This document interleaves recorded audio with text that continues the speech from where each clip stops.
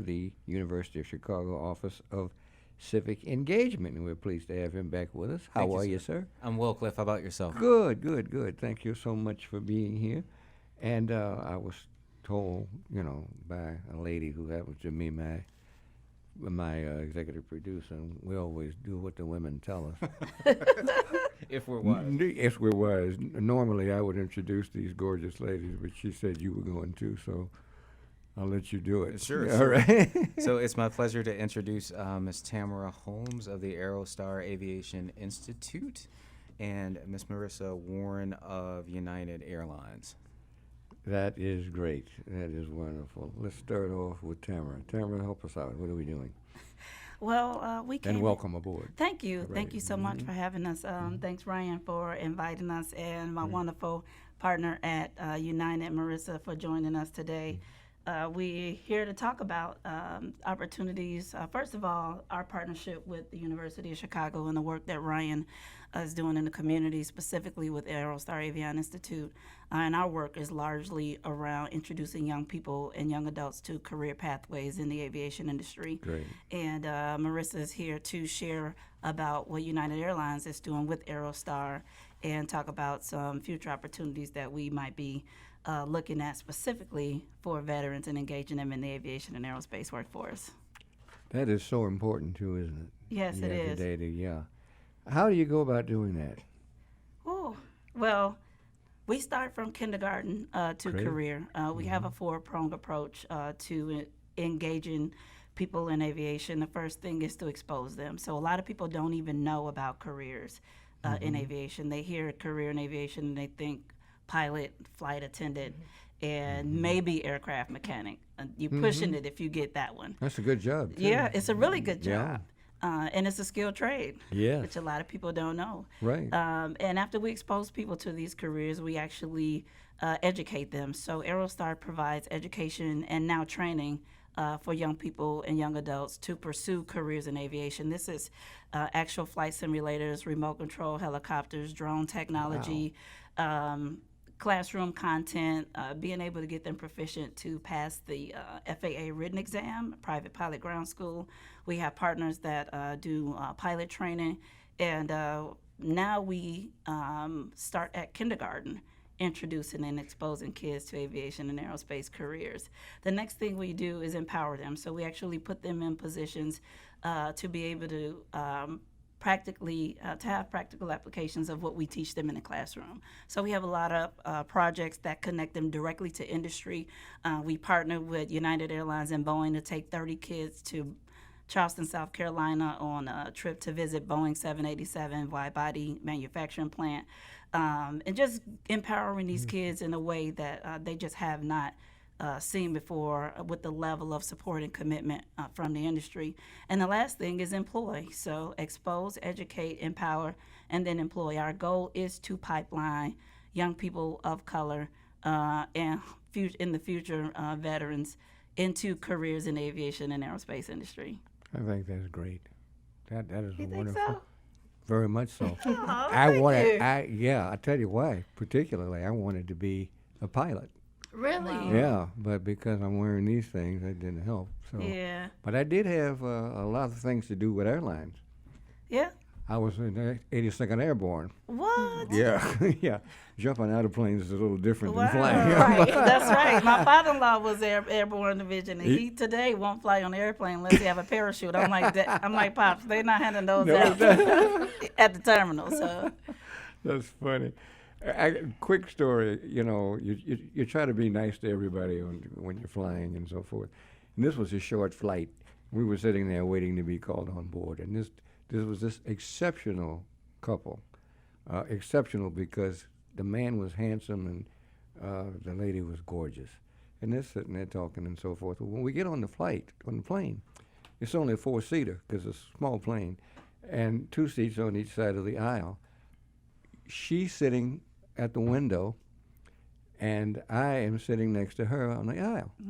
So I look back, and I see her friend, a few rows back, on the other side. He's on the aisle. So I told her, I'm going to go and go back and tell your friend we can change seats. And she said, that is very nice of you, but please don't. I tell you, everybody responds to that when it's that, because I have no idea. Okay, whatever. That was the end of that. But this is such. But I tell you one thing that. Well, first before we go on, let's go to Marissa. Sure. Go right ahead. Hi. Marissa, yeah. Well, as a representative for United Airlines, I'm just extremely privileged to work with Tammera Holmes and AeroStar. They're doing incredible work in the neighborhood. They're making a huge impact, and I just have the utmost regard for her and the work that she's doing, and I can't imagine working with any other organizations.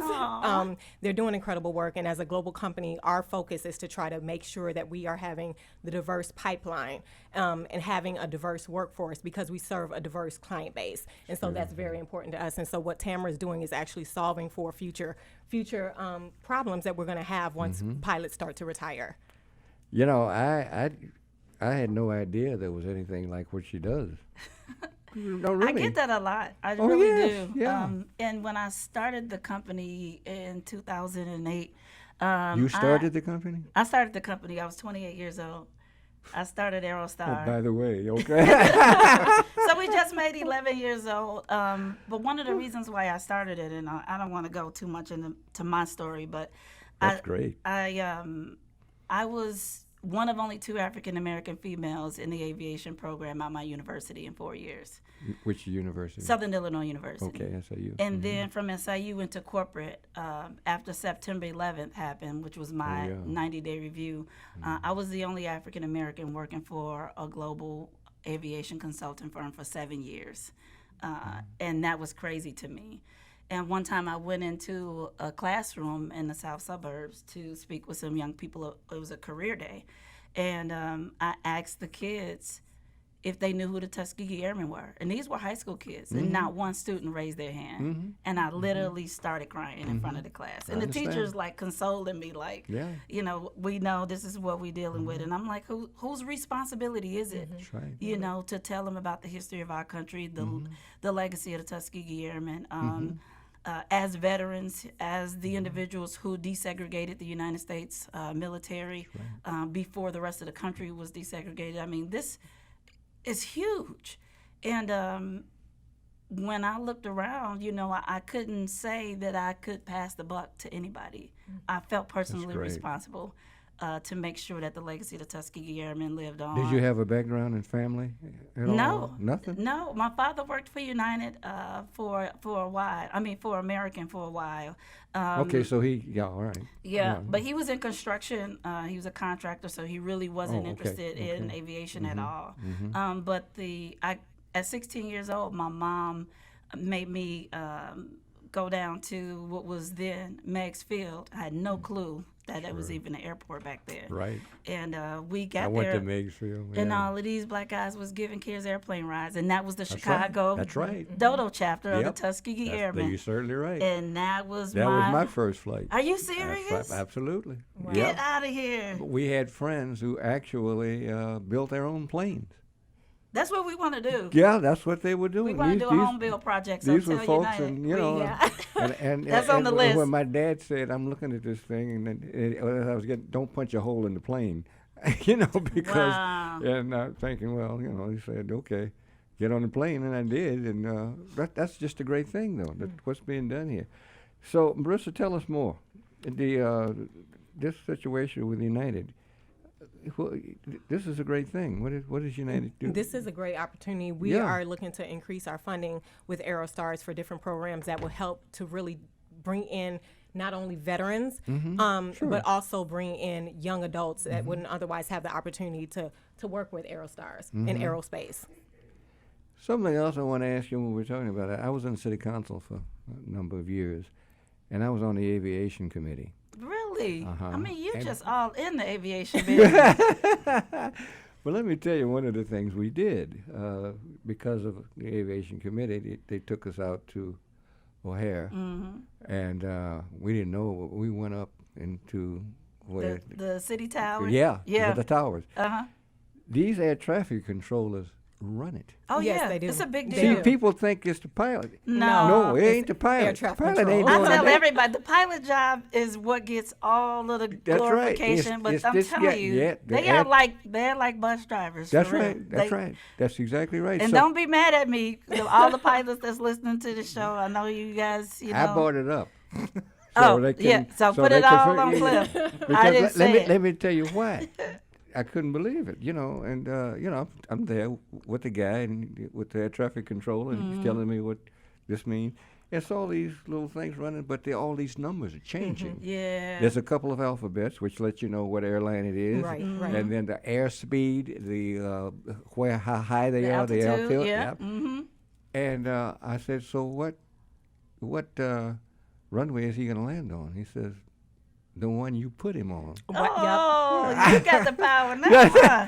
But just to see that, Mm-hmm. it was unbelievable. So, and remember the strike. Yeah, The- I'm glad you brought that up Yeah. because that's the strike of I think it was 78, 79 where deregulation came and all of those air traffic controllers walked out on strike and they replaced them all in one swoop.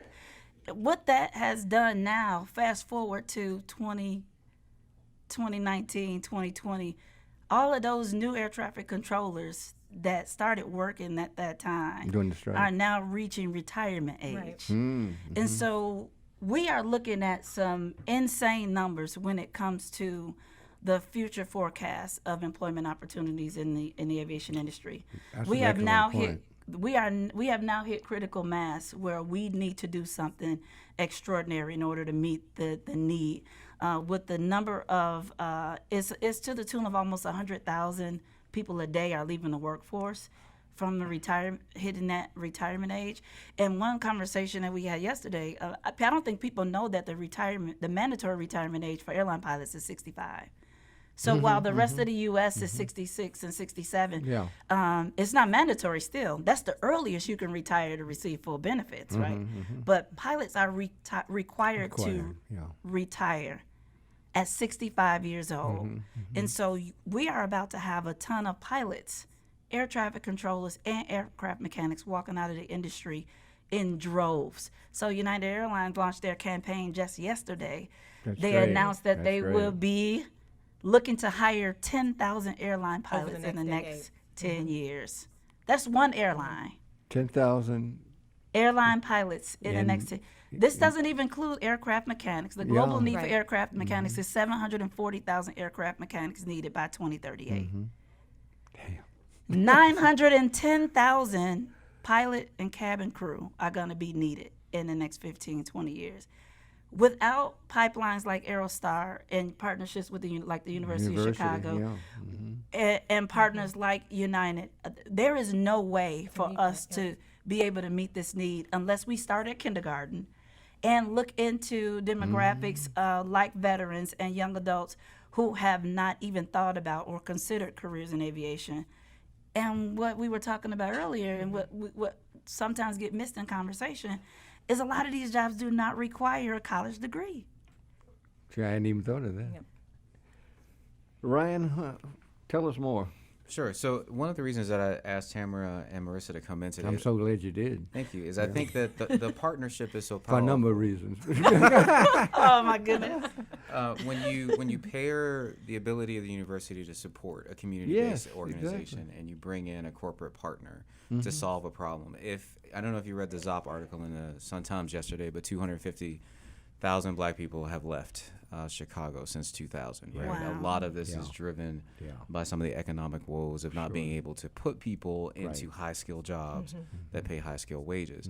And so we are at the university focused on how can we build back the black and brown workforce Beautiful. within the city. And so what I Yes. think this partnership between the three of us represents is, again, a community-based person, Yeah. right, working with a corporate partner that is looking to source high-paying, high-skilled jobs, great. leveraging the resources of the university to help develop Tammera, to bring new partners to the table so that we can develop a long-term solution for a lot of the problems that the city faces. And And Lord knows I need development. I'm gonna be real. No, but I love it. But I mean, that's what any education institution should do. So, for example, her program manager just went into our certificate for nonprofit management. So not Yeah. only are we thinking about her, but her team. So how That's can great. the university bring people together to help this legacy continue? I mean, my own grandfather was a veteran, and he used those skills, Good. for example, for the rest of his life to make employment. So we're actively thinking about ways that we can help strengthen the economic body among Black and brown people in this city. I'm just so happy that we have this partnership with the Chicago Office of Civic Engagement. It is so meaningful. If anybody has a call-in question, 312-374-8130 is our number, because this is just some great information that we're getting. You know, I don't understand, well, it's not a matter of understanding, but the fact that you can start off so early with these young people is just unheard of. You know what? It's just great. It is incredible. When I started writing the curriculum, I had just had my second child, and I was at home with a 4-year-old and a newborn. Everything they watched on TV had aviation in it. Really? Dora had a plane, Snoopy had a plane, Hello Kitty had a plane. The little Einsteins were going on a trip in their little rocket ship. All the superheroes were flying. Barbie been an astronaut, a flight attendant, and a pilot. She just got her own airplane, came out 2 weeks ago, Barbie's first aircraft. And it's in kids' imagination. When I started to look at why our kids weren't pursuing these career pathways, it hit me that it's because aviation gets stuck in fantasy land for these kids. It's never brought into reality. So when we teach kids as young as 4, 5, 6 years old about aviation, we're literally just introducing it to reality for them, because they have hot air balloons, kites. You look at any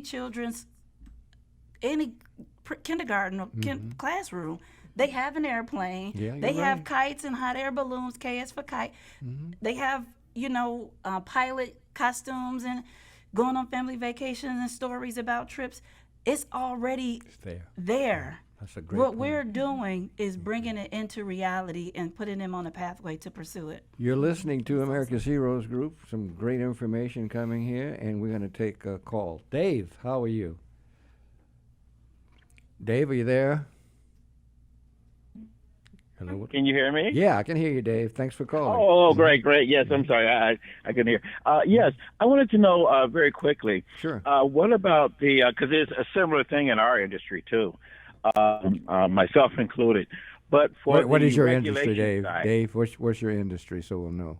Oh, I'm over the road trucker, so Oh, okay. Yes. I fly laterally, let's say. Yeah, I got And you. yes. I was you know, hoping. I wondering- was hoping. I didn't mean to embarrass you. I said, no, you probably wouldn't tell me if it was something illegal. So this is all right. Yeah, what do Not you over really there. do, yeah. What do Dave? you really do? Yes, and, and the same thing, because my wife said, well, you're not going to be a certain age driving a truck, Yeah. but it's like the pilots, that it's mandatory. Same thing, the physical and the skills upgrade and stuff like that. Yeah. But we love it, once you get into it, and I never thought I would, but I was wondering, you mentioned about how the persons are leaving. What about for the FAA side, and what about the NTSB? Are there opportunities in that? And, Yes. Safety is always a thing that can be proactive. You don't want to wait till something bad might happen before, you want to get to it before. So I just was wondering if there are opportunities on the FAA side. Absolutely. And So expansion and the NTSB. I'm glad you brought that up. We actually have taught modules Thank on the you. National Transportation. Thanks for calling, Dave. Appreciate it. We've actually taught modules on the National Transportation Safety Board. We teach kids about all careers in aviation. This is what sets AeroStar apart from almost every other aviation education and training organization in the world. We specialize in helping young people, helping young adults find their space in the aviation industry. Everybody doesn't want to be pilots or mechanics, but even truckers. A lot of people don't know that a lot of the equipment on the airfield is operated by individuals who own a CDL, who have a CDL driver's license. So this is all the snow removal equipment, all of the operations equipment that airlines like United have out on the ramp.